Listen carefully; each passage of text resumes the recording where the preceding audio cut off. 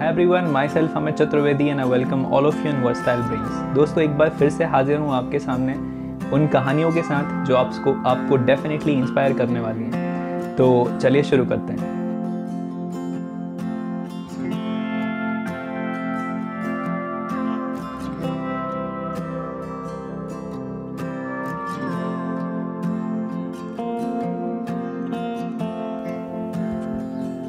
दोस्तों ये कहानी है बिहार के आदित्य कुमार झा की, जिन्होंने ऑप्शनल सब्जेक्ट की जगह संस्कृत को चुना और यूपीएससी में सफलता पाई। लेकिन इंटरव्यू के ठीक पहले एक दुर्घटना में उनका पैर फ्रैक्चर हो जाने पर भी आत्मविश्वास नहीं खोया और व्हील चेयर पर बैठकर इंटरव्यू दिया और अंतिम रूप में दिल्ली एवं अंडमान निकोबार सिविल सेवा में चयनित हुए।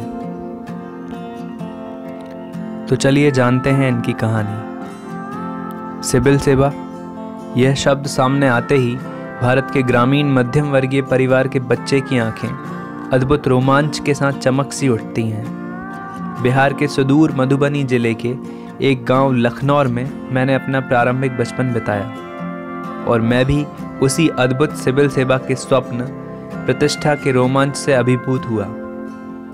मेरे पिताजी संस्कृत के प्रोफेसर हैं। घर में अब तक सभी संस्कृत के विद्वान शिक्षक ही हुए हैं। जाहिर सी बात है, मेरे पिताजी के मन में हम 3 भाइयों के लिए कुछ अलग अलग बनने की आकांक्षा थी। फलतः मुझे कक्षा 6 में बड़े भाई के साथ इलाहाबाद भेज दिया गया। जब इलाहाबाद पहुंचा तो मानो सिविल सेवा के प्रति बचपन से पड़े आकर्षण के बीच इलाहाबाद के उर्वर मिट्टी के संपर्क में आकर पौधे का रूप बन गए। मेरे अनुशासन प्रिय भाई खुद यूपीएससी की तैयारी में जुटे थे, तो यह संक्रमण रोग बहुत शुरुआत में ही मुझे लग चुका था। खैर, अब मैं इंटरमीडिएट में पहुंच चुका था। कुछ वर्षों के बाद विषय के रूप में भूगोल, संस्कृत एवं राजनीति विज्ञान को बीए के विषय के रूप में चयनित किया।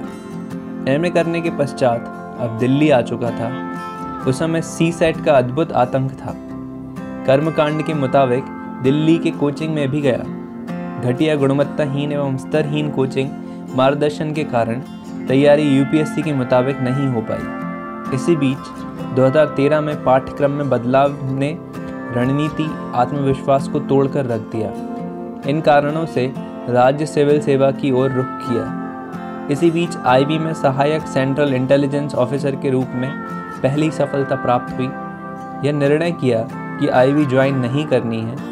इस बात पर मेरे पिताजी बहुत खफा हुए। खैर, उनकी असुरक्षा बोध नाराजगी के बीच यह जुआ मैंने खेला।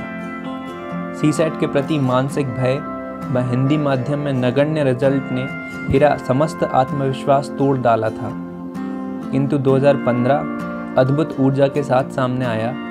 इस वर्ष हिंदी माध्यम में निशांत जैन द्वारा 13वीं रैंक की प्राप्ति, सीसेट आंदोलन की सफलता ने मेरे जैसे लाखों उम्मीदवारों को नवीन ऊर्जा प्रदान की।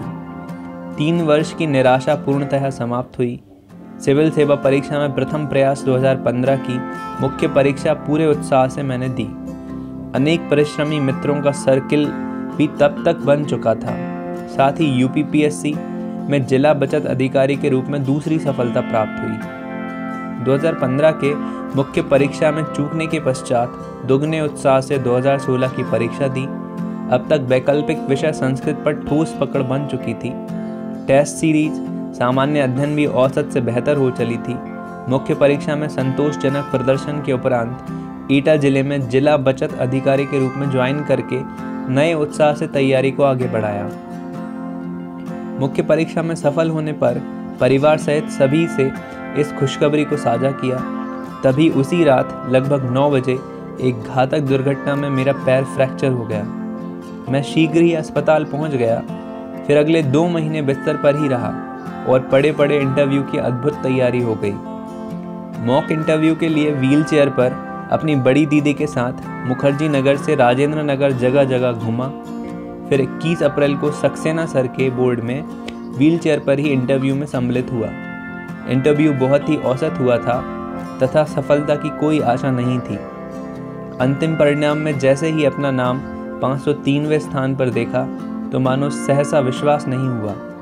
जीवन में जो आंसू दर्जनों परीक्षा में फेल होकर नहीं बाहर निकले, वो सहसा ही द्वितीय प्रयास में सफलता के पश्चात फूट पड़े। खैर, अब मेरा जीवन पूर्णतः बदल चुका था। मेरे पिताजी के जीवन की सबसे बड़ी साधना एक हद तक पूर्ण होती दिख रही थी। इसी उत्साह को निरंतर रखते हुए सिविल सेवा परीक्षा 2017 की मुख्य परीक्षा दी और IRAS के प्रशिक्षण को ज्वाइन किया। वर्तमान में दैनिक सेवा में सेवारत हूँ। चरैवेति के सिद्धांत पर प्रत्येक दिन प्रत्येक अटेम्प्ट से कुछ नया सीखकर निरंतर आगे बढ़ने का प्रयास करता हूँ।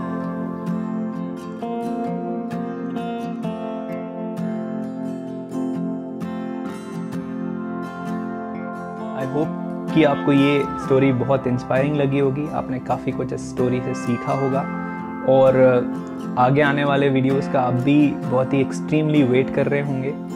तो अगर आपने इसके पहले वाली स्टोरीज़ नहीं देखी हैं तो उनकी लिंक मैं यहाँ शेयर कर रहा हूँ। आप इसको क्लिक करके उन सारी स्टोरीज़ को भी वॉच कर सकते हैं। So keep watching, stay connected and share these videos with your friends and family members.